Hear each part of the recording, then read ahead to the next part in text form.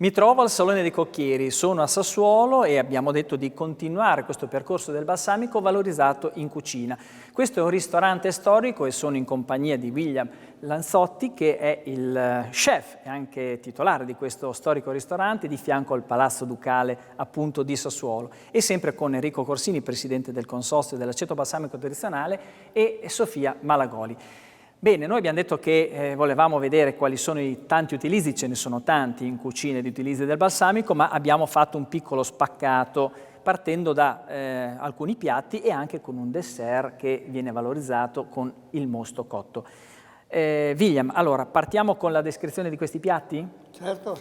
Questo qua davanti, che cos'ha? Questo è un antipasto, un bauletto di melanzane fatto con melanzane sottilissime passate al forno, e dentro c'è pomodoro e caciotta delle nostre colline. Viene poi farcito e messo di nuovo al forno perché tutto si amalgami bene. Alla fine ci mettiamo un giro di aceto balsamico.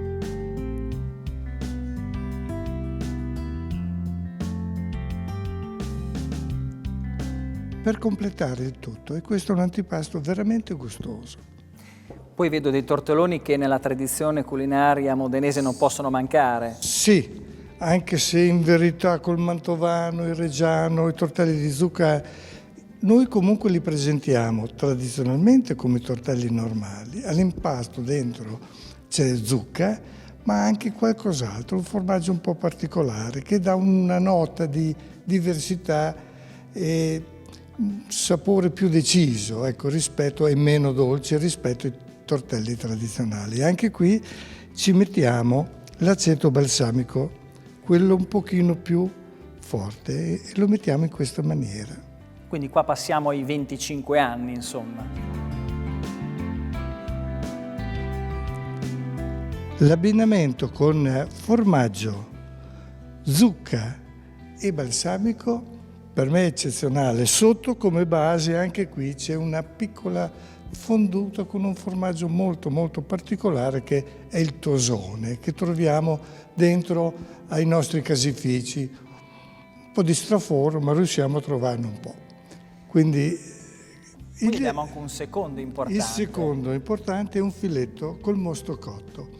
Filetto col mosto cotto viene preparato un po' alla francese, prima brasato nella padella, lo si toglie, lo si sospende dalla padella un attimino, si aggiunge al sugo di cottura il mosto cotto, lo si fa addensare e poi di nuovo si rimette dentro il filetto a terminare la cottura affinché sia godibile. La particolarità di questo filetto qua è che il mosto cotto è molto molto dolce e quindi va un pochino salato prima il filetto con il pepe un po' speziato, in maniera che il mosto cotto arrotonda tutto il sapore della carne. Peraltro anche in antichità, parlo di ricette del 400 e del 500, si usava spesso la frutta cotta ad accompagnare le carni brasate. L'altro piatto è un piatto che non faccio fatica a descriverlo, sono i sughi, che sono i nostri, possono essere rossi come abbiamo fatto in questa maniera, anche bianchi, ma io li preferisco rossi. Non è altro che farina setacciata 00 messa dentro al vino che bolle, e così pian piano si addensa. In tradizione ci voleva dentro una noce, che non so cosa servisse, ma in realtà in casa mia da anni si faceva così. I sughi ci mettevamo una noce intera e poi questo è il risultato. Ed ogni famiglia naturalmente aveva la propria ricetta.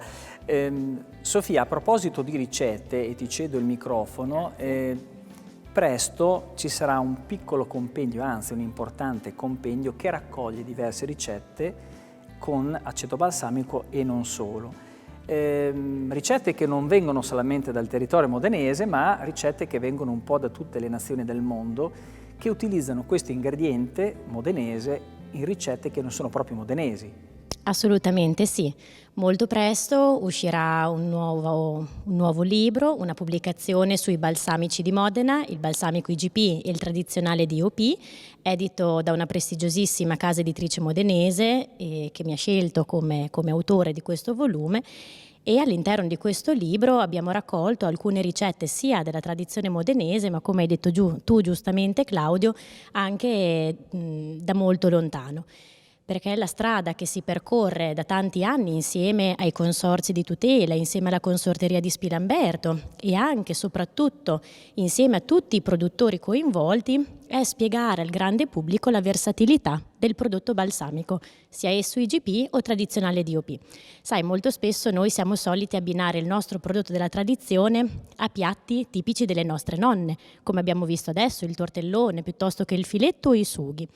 Il balsamico in realtà, DOP e IGP, è molto versatile, quindi noi abbiamo voluto continuare in questa strada di cultura e di conoscenza per sdoganare appunto l'utilizzo dei balsamici di Modena. Quindi abbiamo ricette che arrivano dall'Oriente, abbiamo ricette che arrivano dagli Stati Uniti, in abbinamenti talvolta anche impensabili per noi modenesi, però ecco che i nostri balsamici di Modena, DOP e IGP, risultano entrambi perfetti anche in questi abbinamenti un po' bizzarri, potremmo definire noi modenesi. Corsini, quindi insomma un modo come un altro per fare conoscere, anzi un modo diciamo importante per fare conoscere il balsamico nostro al di fuori dei confini, no? Quindi non solo quello tradizionale ma anche quello IGP che insomma ha volumi importanti che vanno in tutto il mondo. Non c'è dubbio che i balsamici nel loro insieme riscuotono successo in tutto il mondo.